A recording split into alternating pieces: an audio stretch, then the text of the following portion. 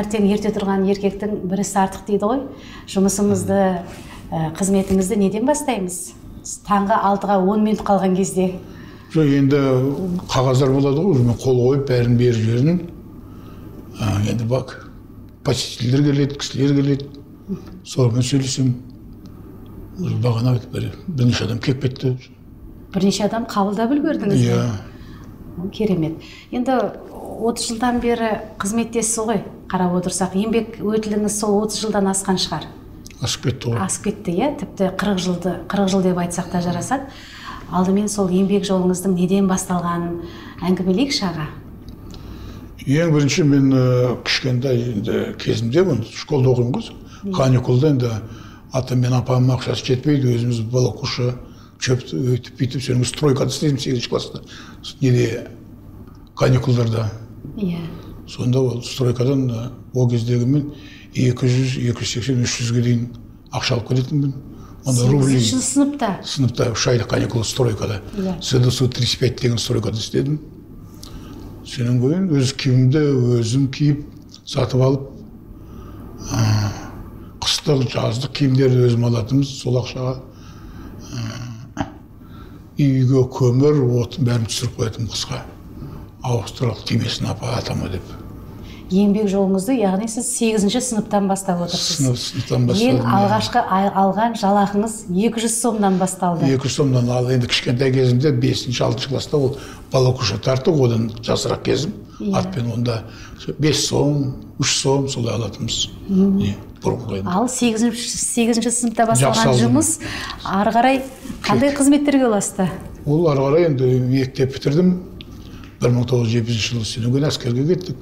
Яғни сіздің еңбек жолыңыз балалық шақтан басталған екен ғой. Балалық шақтан. Жаңа әскерге кеттім деп айтып жатырсыз. Сол әскердің алдында сіз Теміртау қаласында еңбек еткеніңіз бар екен. 70 жылы шақырды ғой, комсомольский путевкамен. Мен сонда сояққа барғанмын. Бір жыл сол жерде жұмыс істедік. Онда да Карагандинский металлургический комбинатта.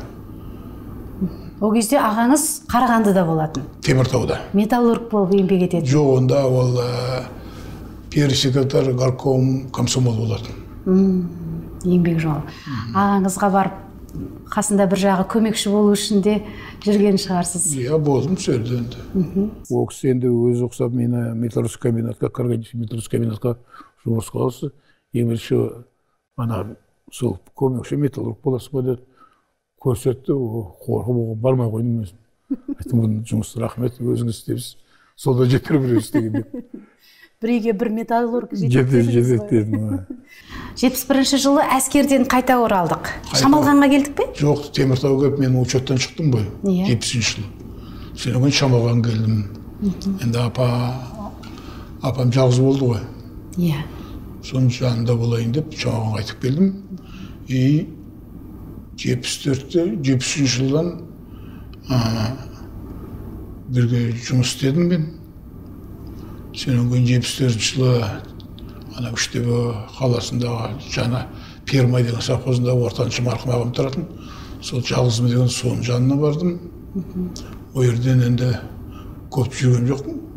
74 жылы 4 декабрьде осы әйелімді алып қайтып келдім Шамалғанға. Иә, әр жұмыстың дәмін татқан екенсіз. Жалпы сол әрбір қызметтің өзі кішкентайдан басталып, үлкен биіктікке ұласады ғой. Ұласып кетеді.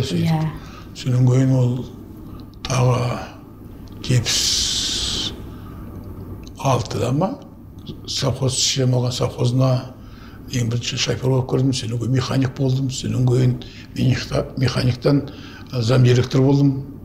Замдиректор болып істегеннен кейін Қаскелеңдегі хлеб заводқа замдиректор болып бардым. Одан кейін 1989 жылы бизнеске кеттім. Бизнесім Южно-Казахстанскийден бастадым. Шардара, Жетісайдан. Содан? 89 жылдан бері бизнестесіз. Бизнестен, иә. Бәрекелді.